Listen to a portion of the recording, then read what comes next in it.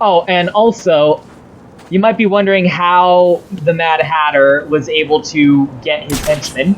Obviously, he was just taking henchmen from the various other gangs and hypnotizing them under his control. How did he trap them? How did he lure them in?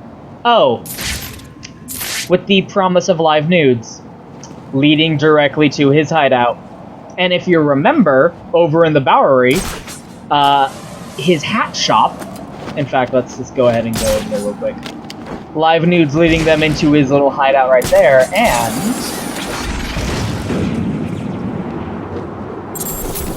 yeah, we heard it.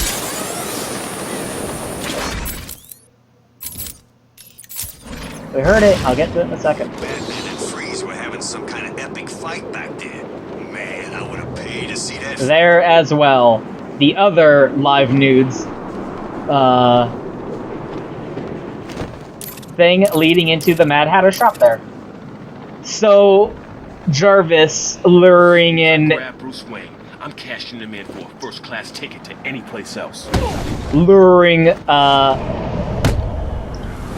henchmen in to take them under disguise. And it's appropriate that he's luring henchmen in with the promise of sex, because Jarvis's whole deal is the fact that he, like, being kind of a sick puppy, is, you know, a serial killer who's also obsessed with hypnosis, and his, Riddler, you know, tell me everything. victim modus operandi is You've been very women, educational. his Alices. So we got that association with, you know, women and the Mad Hatter, and that's how he's luring people in. It's just, you know, there's thought put into it. It makes sense.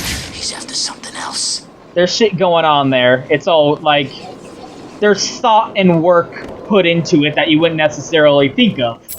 Even though I don't think it's, you know, all that interesting and all that worth talking about. It's still... They went to the trouble of thinking it through there. You have one missed call. Hey, Babs, are you okay? I'm sorry I had Harley steal your cure. You were so busy with Freeze that she didn't even have time to ask. But don't worry, as soon as that little minx is back here and I've had my share, I'll save some for you. You'll have to work for it, but it will be right here waiting for you. You probably won't believe this, but I don't really think I can sit back and watch you die. It's selfish, really, but we need each other. Life would be so boring without you. Who would I talk to? Who would really understand me? I think I've hammered it in enough, the deal of Batman and Joker's relationship and how fucking complicated it is. Complicated and yet at the same time disturbingly simple.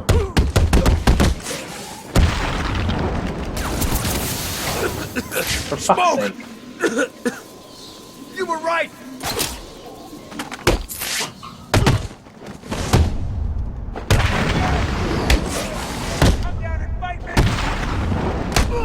There we go.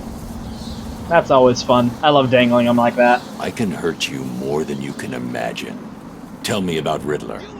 Riddler? Batman. Okay, I don't know much, but I'll talk. Don't hurt me! I can't guarantee that.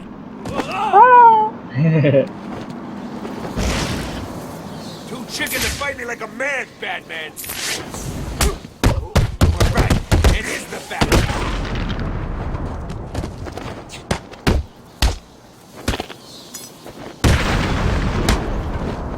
Like, they did their homework, that's my point. And it's really cool, even though I don't really necessarily care on it. Anyway. So, do you think he's being honest? Do you think he really would give Batman the cure? Do you think he would save his life like that?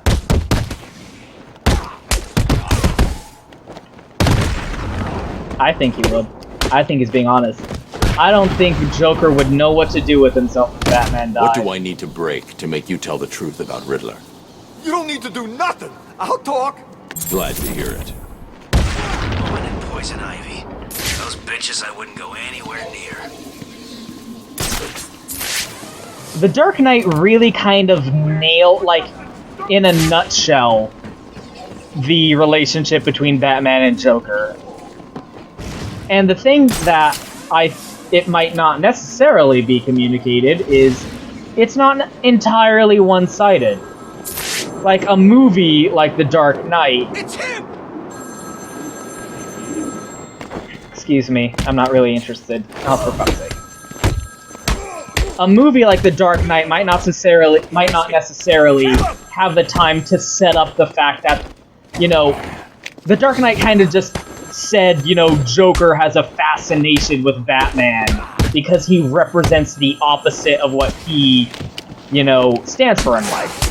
The Joker represents anarchy, and Batman represents order.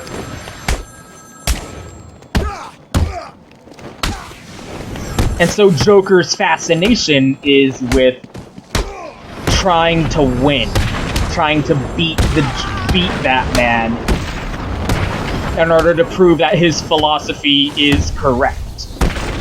That what he's always said about people is true. But with just, you know, a short movie with like a short 3-hour runtime. Into my flesh. 2-hour, 1.5, anyway, however long that movie was. You miss the fact that the Joker and Batman have had over 50 years of history together throughout the comic books. Throughout the history of comic books, these two, they know each other.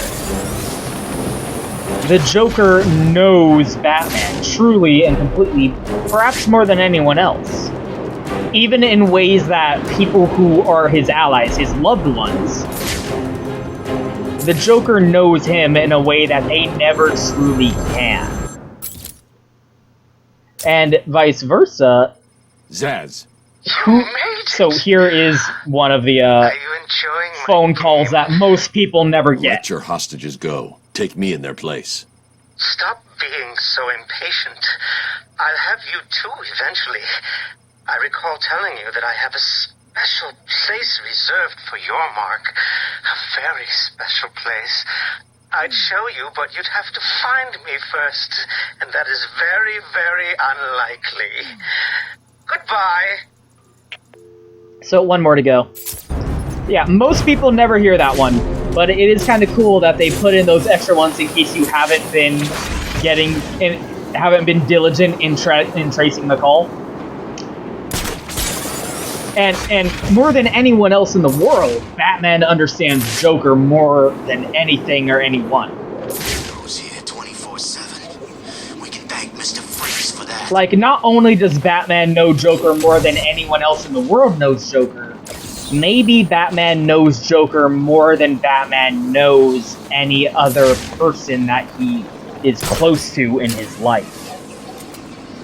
It's kind of a weird, twisted sort of love. A sick, funny kind of love between them. And it's one that goes both ways. And that's the sort of thing a movie like The Dark Knight can never really capture. Crap right in front of my eyes. And it's the sort of game that it's the sort of thing that a game like this game, which is, you know, like, give or take some retcons, what with, you know, the, kind of rewriting things that it had established in Arkham Asylum. It's still taking the 50 years worth of comic book history, not in real time, but the published history of these characters, and... Don't know, man. He was here when I got here. Someone knew who he was. How do you know? There are dead people all over this hellhole. This was and an execution. Is kind of like one bullet to the head. The summation Perfect of it, shot. the distillation, the What's so special distillation The only thing I know is that of all of that history. People who do hits like And this don't the hang cool around thing to get about a credit. story like this is Stay it's allowed to the come to safest a place. head. it's allowed to kind of come to a conclusion in the way that the comics never really are. The comics are never really allowed to conclude anyone's storyline. They have to be, you know, constantly evolving, constantly The victim will be in this vicinity. going along, but they always kind of have to be a status quo that they default back to in order to allow new issues and new storylines to constantly occur. But a game like this can take this history, this relationship between Batman and Joker that we've seen evolve through the decades, through the generations, through various different forms of media. Like, through the movies, through the cartoon, through all the different comics. It's taking A third victim. It looks like he was hiding behind this car when he was killed. the romance between Joker and Batman, and really not only bringing it to bore, really bringing it to the front of people's attention. Good. He's killed again. In a way that's Needs to always stop kind it. of like subtext in every other work. And this, it's really putting it out right in front of you, like He worked on the tower communication system. the And twisted the other relationship I between can't them. find any information about what he worked on. And particularly the way the Joker views it, because Batman, being the strong silent type, being, you know, a stoic, kind of denying his Clearing up feelings for strangers' everyone. mess. Of course, I'll he's track not this shop really to see if he gonna left anything I can use to talk find it. Good or work, Barb. be open about Here. his feelings towards the Joker. I'm sure, you know, if you ask him, he'd say, That's oh, how that he did sick, it. twisted puppy. Deadshot He's brings just it any down. other criminal. But really, you know, the subtle cues, even back in Arkham Asylum, we saw the way he talked about, you know, I know Shot. him. Deadshot would have He been said alive that to again. Oracle. His body heat melted the snow there.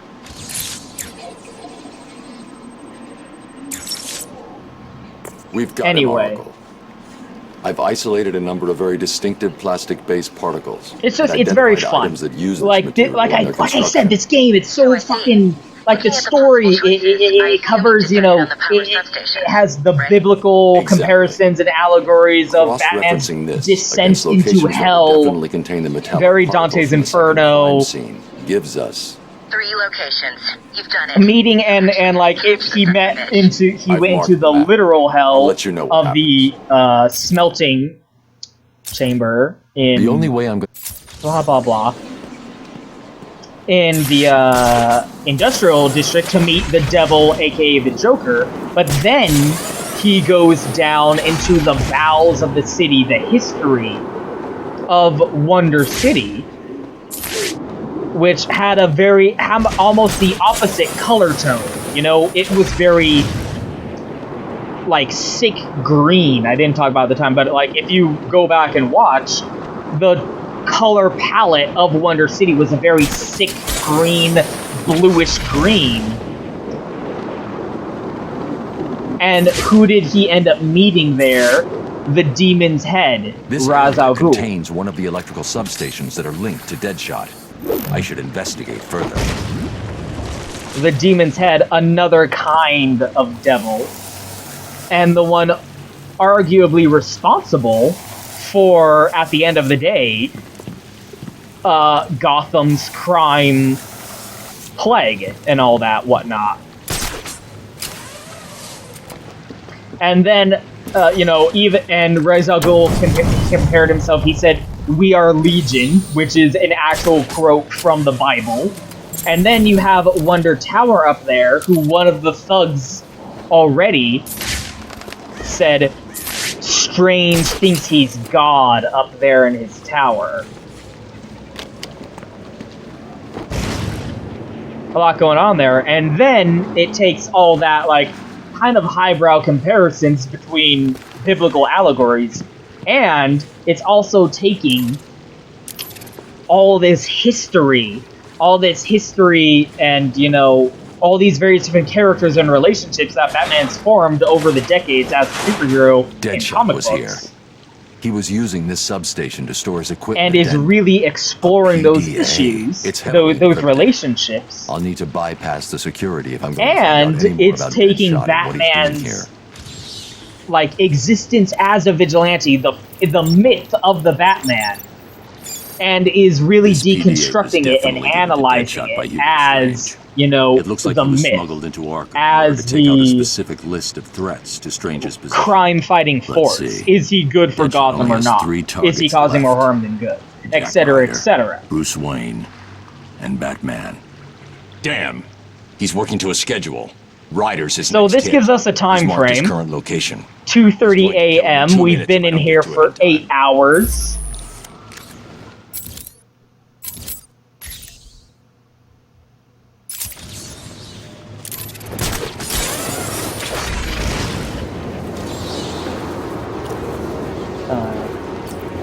Hold on, Jack Ryder. We'll get there. On the way there. We'll get to you, buddy. Hold on. Uh-oh. We just had to pop some balloons. We're coming, Jack.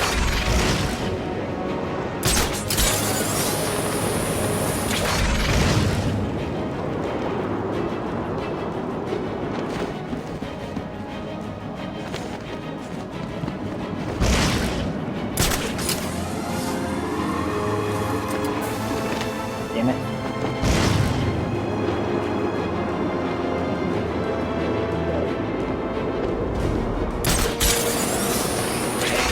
Ring, answer the damn phone already. So it was about 6-ish p.m. when Bruce Wayne's press conference was raided and he was thrown into Arkham Jack City. Ryder's going to be killed in less than a minute. So that's your time frame. It was 6-ish and then 8 hours later, Deadshot's trying to kill Jack Ryder. You made me miss my target, Batman. And then 2 hours from now, I never miss. we got Protocol 10 going down. Not a lot to say about Will Smith here. I mean, he's Will Smith. He was I can in play this game Independence all night, Day. Batman. Was not in After Independence I Day kill 2, you, curiously I'll enough. kill Jack Ryder, He was in a really Bruce Wayne. shitty Then I can just collect my check. movie called 7 Pounds, you know. Had a really sordid career, you know. Kind of a movie star, Will Smith. Stop hiding. Good guy, I think. Where He's have fine. you gone, Batman? I don't think I'm gonna wanna... I don't think Suicide Squad's gonna be very good. I don't know. I mean, maybe worth seeing, but I don't think it's gonna be very good, personally.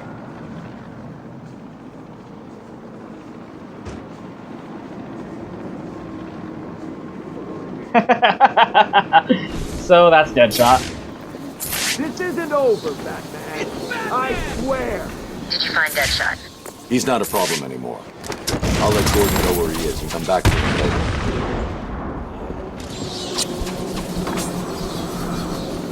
Look out, it's the bat! Not really a lot to say about him. I mean, he seems just kind of a ripoff of, I don't know, Bullseye, who is a, Is Poison Ivy really in here? Daredevil villain. You know, he's just DC's answer to Daredevil, Bullseye. I don't know, there's not a lot to him.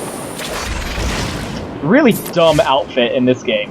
Although it is curious that he was scheduled to kill Bruce Wayne before Batman. And really, no matter who he would have killed first, he never would have found the second one. And Doctor Strange is the one who hired him into Arkham City to take down to kill choice political prisoners who had information on his dealings here.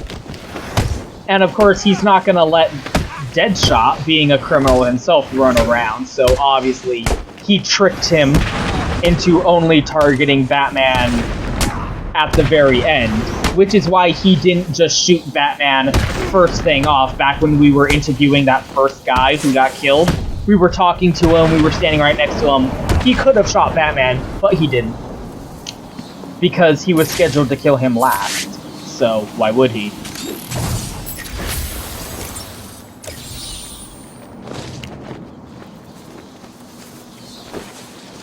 Nope. And of course, you know, Doctor Strange just wanted him still stuck in Arkham City, eternally looking for Bruce Wayne or Batman, never finding him. Let's go do Victor Freeze's side. Oh, we got one over there too. I'll go do that, and then we'll save Nora Freeze over here. And then I'll do as much of the Riddler collecting as I can off screen. And then we'll start doing the Riddler side quest at long last. It's been waiting there for us for 6 hours. You know, that hostage has been waiting in there for 6 hours now. That's kind of fucked up, actually. But, you know, it works a lot better for me now that we have all of the gadgets we need to just do them, you know, in a row and finish off the Riddler's side quest chain all at once, more or less. God damn it, are you fucking kidding me? Very annoying. I repeat, target is missing. You're gonna die here, Beckett. Fuck's sake. Stop. Douchebag. Those are so annoying sometimes, I swear. Batman is clear. You can do it. I mean, you don't have any choice. Get the hell out of... Oh, it's you. Door's unlocked, man. Come on in. Remember to do what I said. Oh, and try not to burst into tears again. Just makes me want to hurt you. So those undercover cops from before have taken over the Iceberg Lounge. And we got a message from them inviting us over. I kind of skipped that. Hey, Batman, can you hear me? It's Officer Jones. No vision. Blah, blah, blah. They invited us over. Not really a big deal. Batman spotted.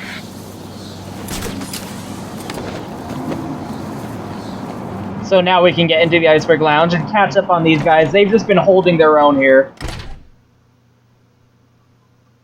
It is kind of funny, like, all the NPCs, like, innocent dudes in Arkham City, and just thinking about what they've been doing all night. Back. Cool. I guess you heard the radio. I did. What did you find? This. Tom over there thinks it has something to do with mines. He used to work bomb disposal. Figured you could use it. I'll take a look. Whew. And now, with this, we basically have every single gadget in the game, and I can start really rounding up all the Riddler trophies, which, again, I'm going to do off-screen for the most part. First, while we're here, dicking around with the umbrella. Dumbass. And now we have the, one more. Excuse me, sorry.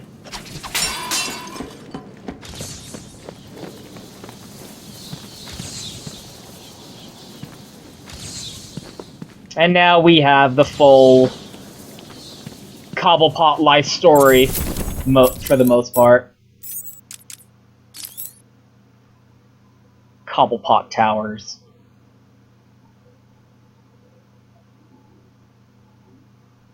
Grand Wayne Plaza.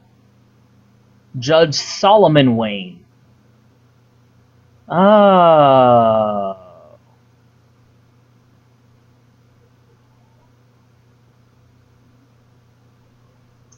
So that's why it's called Solomon Wayne. I thought it had something to do with Solomon Grundy.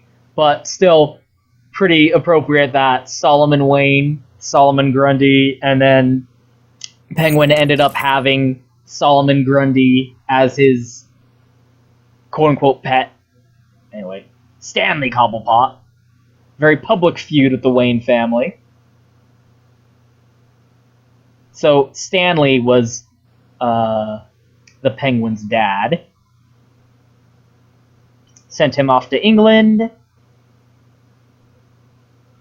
Hung out with the street urchins. Went off the grid.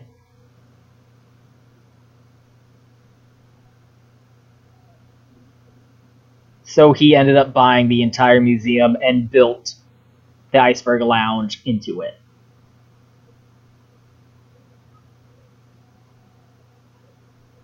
And apparently the museum was not open to the public. He just used it to, you know, house his collection and recruitment.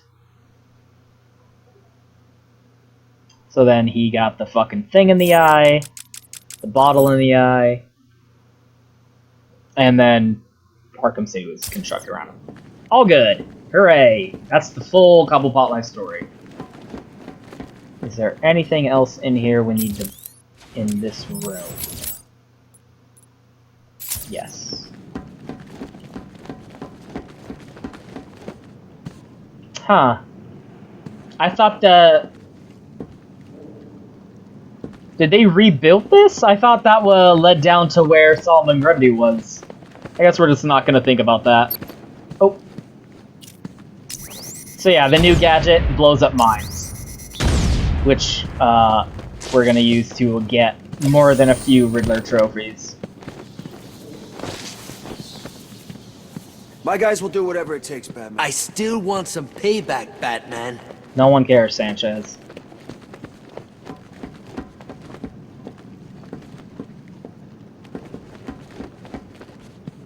So what next? All-out war in Gotham City? We'll see. So yeah, it is kind of funny thinking about all the, like, innocent NPCs who have been around. These guys are just hunkering down in the Iceberg Lounge until things blow over. There was that one doctor back in the steel mill who must still be there, unless she's been caught, right? And then there's the intern nurse lady, down... Strange to give Tiger those kind of weapons. at the entrance of Wonder City.